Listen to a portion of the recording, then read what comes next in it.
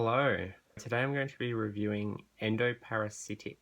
It is a survival horror game made by an indie developer, Narayan Walters. It's on Steam. At the time of making this review, it's currently $14.50 Australian dollars. So essentially the idea of this game is it's a survival horror, as I said, where your character has 3 of their limbs ripped off. And you're able to drag yourself around using your one remaining limb, which gives you a very unique way to move in this game. You encounter various enemies and threats that will try to kill you. However, you can find weapons to help protect yourself from these threats. And that's the general gist of the game, really.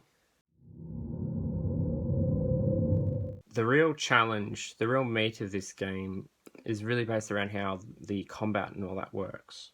So as I mentioned, you find weapons throughout the game. Now the first weapon you find is a revolver, and this is where you're introduced to the shooting mechanics. Now how it works in this game is if you want to shoot, you have to grab your gun, which is holstered at your side, but while you're shooting, or while you've got your gun out, you can't actually move. You can move or you can shoot. You can't do both at once. Now you also have to manage your ammo in this game. You have like a little inventory, you can keep bullets and stuff. When you reload, you're required to take each spent bullet out of the gun and then put a new one in, which you will often have to do in the midst of combat, which can lead to some very stressful situations where you have to quickly reload as something is, approaching you, ready to kill you. Now later in the game, you do find more weapons. There's a shotgun. Works similarly to the revolver, except it only has 2 ammo slots instead of 6, and it does a lot more damage. There's also a crossbow. It's pretty cool because it has a little crank you have to wind up, and then you can put a bolt in there. And then finally there's the flare gun. The weapons, they all feel pretty good to use, and reloading them is very, very satisfying and fun. There's something strangely satisfying about emptying all your spent bullets from a revolver or winding up the crossbow after you've used it. Now, in terms of enemies, there are quite a few. You'll first encounter these mutated scientists. I've also heard them referred to as zombies. They're these big hulking things that will walk towards you slowly. Now it takes 4 revolver shots to kill a zombie. Now this is important because a revolver has 6 bullets that it can hold at a time. So if you encounter more than one zombie at once, you're forced to reload in the midst of combat. Now, I think this was a very good choice, which adds a lot of stress to the combat in this game. When you've only got a revolver, these zombies can be pretty threatening, especially when there's multiple of them, which does a lot for the horror atmosphere that the game's going for. Once you get the shotgun, zombies become a lot less threatening, however. The shotgun can one-shot them, so can the crossbow. However, by that point in the game, there's more things that start to take the spotlight, I guess. A bit later on, you encounter another group of enemies called rats. These ones are annoying little shits. They basically wait in the darkness, and when they spot you, they will run up and attack you very quickly. They're very weak, however, and can be taken out with 1 revolver shot. The challenge is trying to hit them before they hit you, because they will see you before you see them. However, you can always hear them before you can see them, so you should be able to predict when they're going to come and maybe even narrow down where from.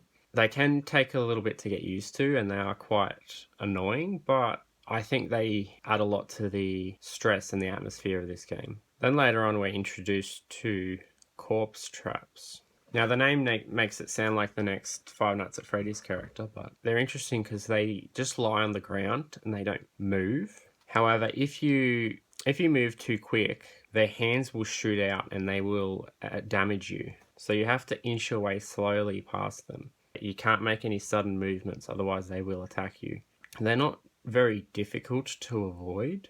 However, they do a good job of teaching you the sort of stealth mechanics of the game, being that you can move very slow to avoid making noise. It can also get a bit stressful when you encounter them alongside other enemies later on. As I said, they sort of teach you the stealth mechanics, which becomes very useful when you encounter the mutated monkey. Now, this thing is massive. It is incredibly fast and will destroy you in a second. If you get its attention, you're dead. However, fortunately, they can't really see, so they rely on their hearing. So this allows you to sneak past as long as you're slow and quiet. Now, this thing actually ends up serving as a sort of boss fight partway through the game. But this thing is utterly terrifying the first time you encounter it. It has this very, very loud breathing, which creates a very tense atmosphere as you try and sneak past it.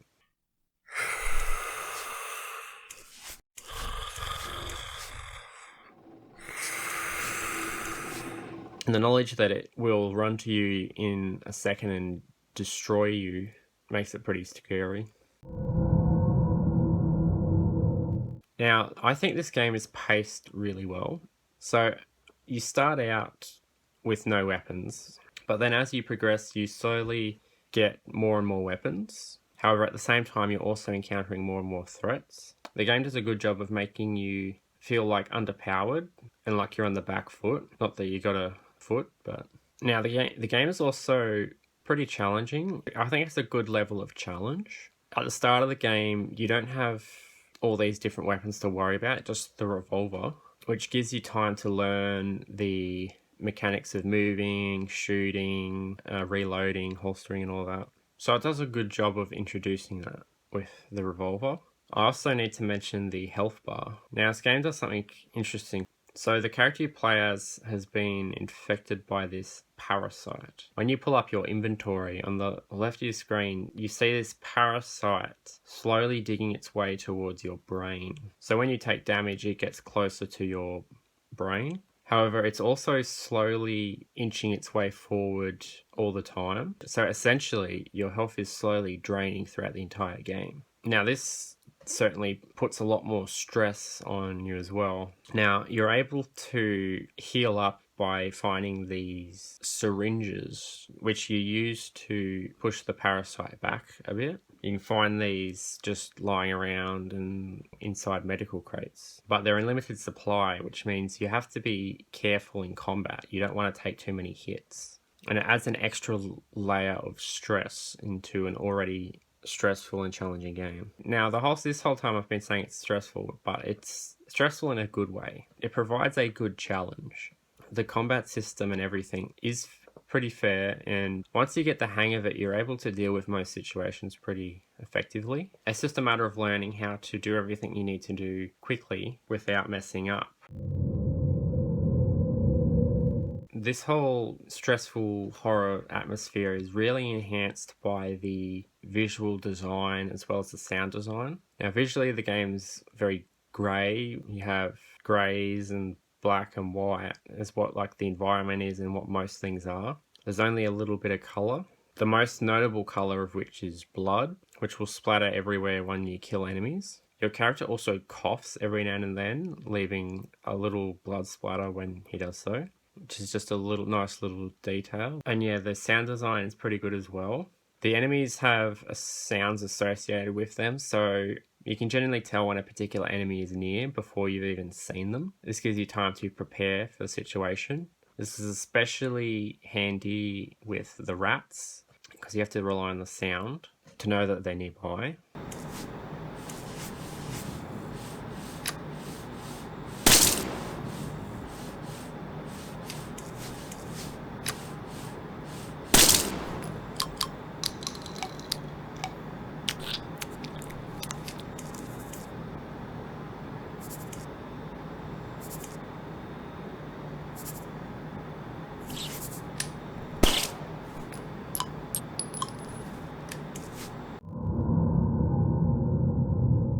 Now, the final boss fight, I found it was a little bit unfair. You have all these things that spawn in every now and then that block your way. And although it's not too big of an issue at the start, it very quickly clogs up the entire area and leads to like heaps of enemies spawning, and you essentially get trapped and you can't really go anywhere, and you get overwhelmed by all these enemies. However, I believe by the time I had gotten to the boss fight, I think it had already been changed in an update, and I think it's since been changed in another update as well. So I believe the final fight is sort of being worked on a bit still. This game is still a fairly recent release, but it has seen a few minor updates since then.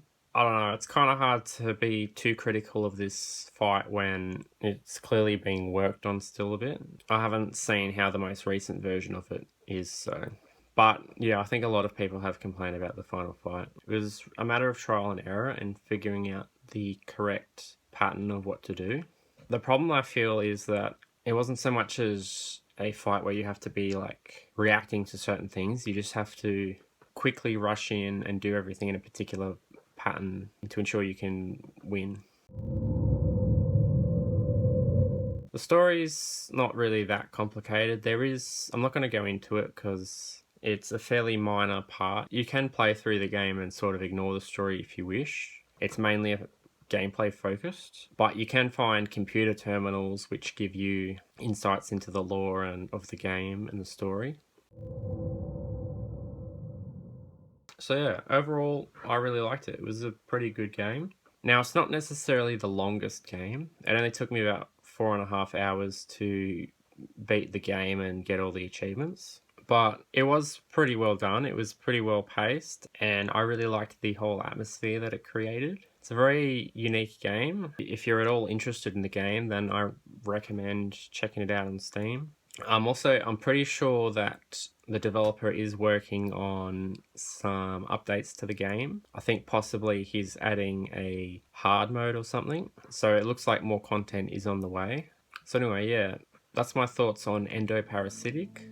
I highly recommend it. And anyway, I will see you all in the next one. Goodbye.